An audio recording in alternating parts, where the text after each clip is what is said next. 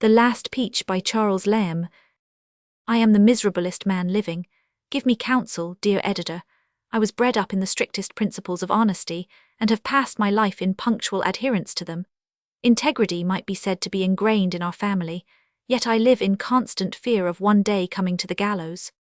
Till the latter end of last autumn, I never experienced these feelings of self-mistrust, which ever since have embittered my existence, from the apprehension of that unfortunate man, whose story began to make so great an impression upon the public about that time.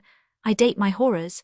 I never can get it out of my head that I shall some time or other commit a forgery, or do some equally vile thing. To make matters worse, I am in a banking house. I sit surrounded with a cluster of banknotes. These were formerly no more to me than meat to a butcher's dog. They are now as toads and aspics. I feel all day like one situated amidst gins and pitfalls.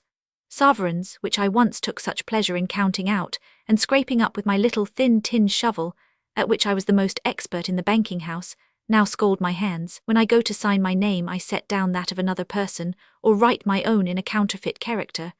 I am beset with temptations without motive. I want no more wealth than I possess. A more contented being than myself as to money matters exists not. What should I fear? When a child, I was once let loose, by favour of a nobleman's gardener, into his lordship's magnificent fruit garden, with free leave to pull the currants and the gooseberries. Only I was interdicted from touching the wall fruit. Indeed, at that season, it was the end of autumn, there was little left. Only on the south wall, can I forget the hot feel of the brickwork, lingered the one last peach. Now peaches are a fruit I always had, and still have, an almost utter aversion to. There is something to my palate singularly harsh and repulsive in the flavour of them. I know not by what demon of contradiction inspired, but I was haunted by an irresistible desire to pluck it, tear myself as often as I would from the spot. I found myself still recurring to it, till maddening with desire, pg 334, desire I cannot call it, with wilfulness rather, without appetite, against appetite I may call it. In an evil hour I reached out my hand and plucked it. Some few rain drops just then fell. The sky from a bright day became overcast, and I was a type of our first parents after the eating of that fatal fruit. I felt myself naked and ashamed, stripped of my virtue, spiritless. The downy fruit, whose sight rather than savour had tempted me, dropped from my hand, never to be tasted. All the commentators in the world cannot persuade me but that the Hebrew word in the 2nd chapter of Genesis, translated apple, should be rendered peach. Only this way can I reconcile that mysterious story. Just such a child at 30 a.m. I among the cash and valuables, longing to pluck without an idea of enjoyment further.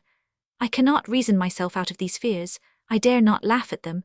I was tenderly and lovingly brought up. What then? Who that in life's entrance had seen the babe F, from the lap stretching out his little fond mouth to catch the maternal kiss, could have predicted, or as much as imagined, that life's very different exit? The sight of my own fingers torments me.